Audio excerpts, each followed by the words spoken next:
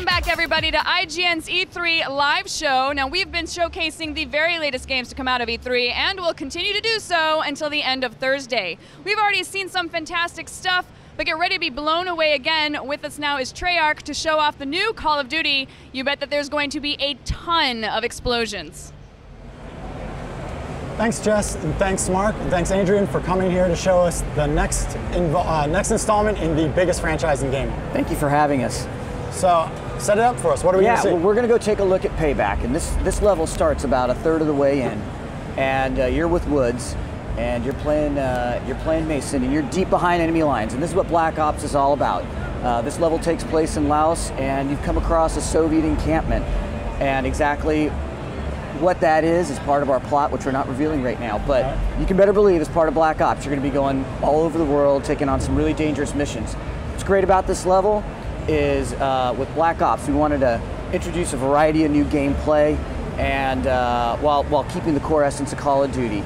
And I think Payback does a great job of that, because in this level, you're going to be able to take control of the Soviet Hind, and it's a lot of fun. So Adrian here is going to take you on the level here, and we'll get started.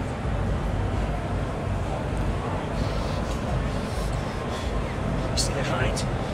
So about where in the game is this? What are we looking at here?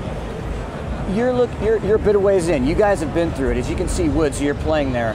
He doesn't take crap from anyone, and he's definitely been roughed up. But as the level's called, he's going to get some payback. So you've got the Colt Commando there with she was using an alternative ammo there, the grenade launcher.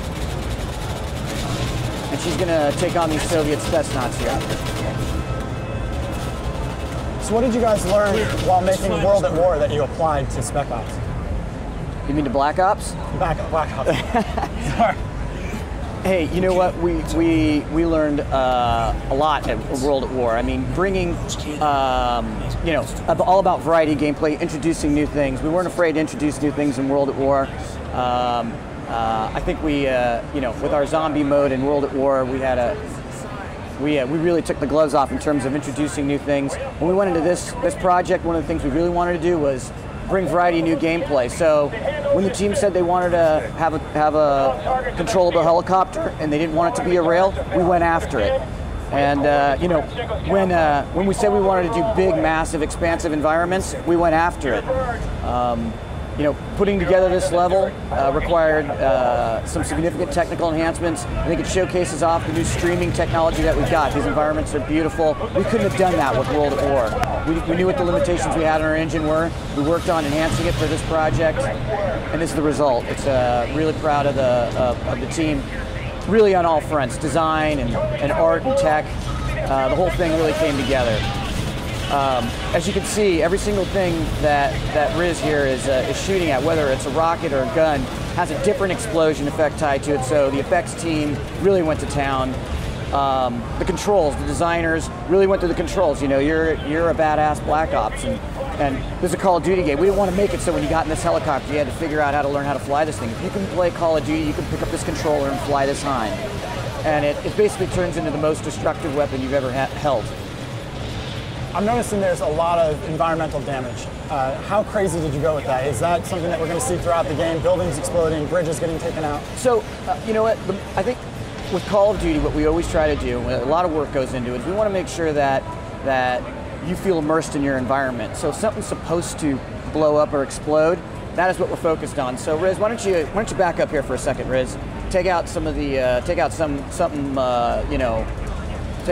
for them. Like for example, so when she takes out that sampan and when she shot it up, all the pillars and planks came apart. That's what you would expect. When she shoots a rocket at the water, you get that kind of explosion. When she strafes the water with bullets, it has that kind of explosion. Vegetation will explode, things like that. It's all about immersing the player in the level. So we're going to keep going here, most importantly is performance and control and gameplay with Call of Duty. So this isn't a game about physics simulation. It's not about blowing holes in walls so that you can get through to people. If that's what you're supposed to do in the level, in order to play out that level, you'll be able to do it. So Riz here is going to take out this rocket placement, and as you'd expect, it tears apart the mountain. Riz, take out that bridge in front of us. So when she takes out the bridge in front of us there, you'll notice there's chunks of concrete come out. If she peppers this with machine guns, the kinds of explosions you get are different than if you take it out with the rocket. Take out some of these guys here with the rockets so that we can send some of these trucks over the embankment. So a lot of physics applied to this, not just to the helicopter movement, but to all the explosions and all the effects. Love the emails going around about we need to have more people running around on the ground.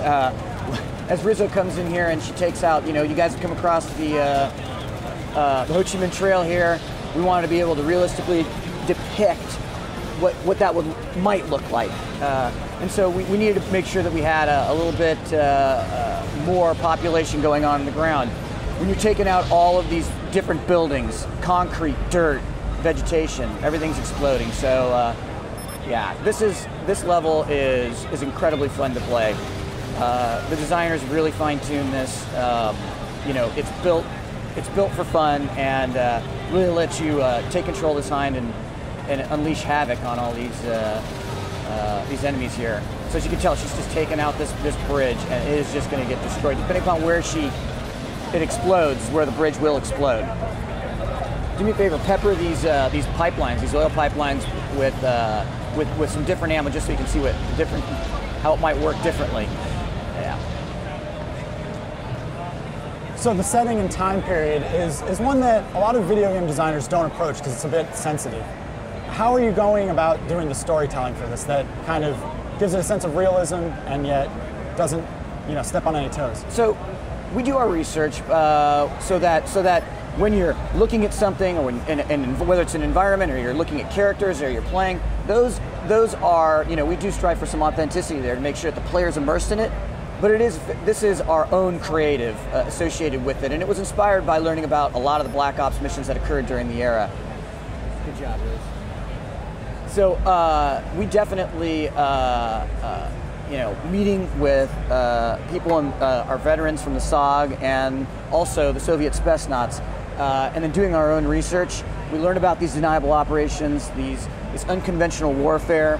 We learned about the fact that they had complete authority over their missions. Once they got their classified intel, they were dropped deep behind enemy lines.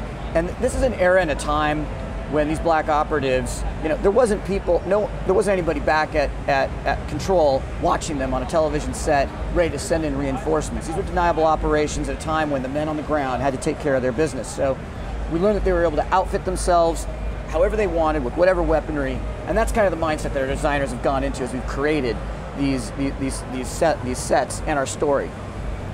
Well, I think I can speak for everyone when I say it looks awesome. Thank you. Thanks again for stopping by. When's it going to hit store shelves? November 9th. All right, I'll be looking out for it. All right, thank you very much. Back to you, Jess.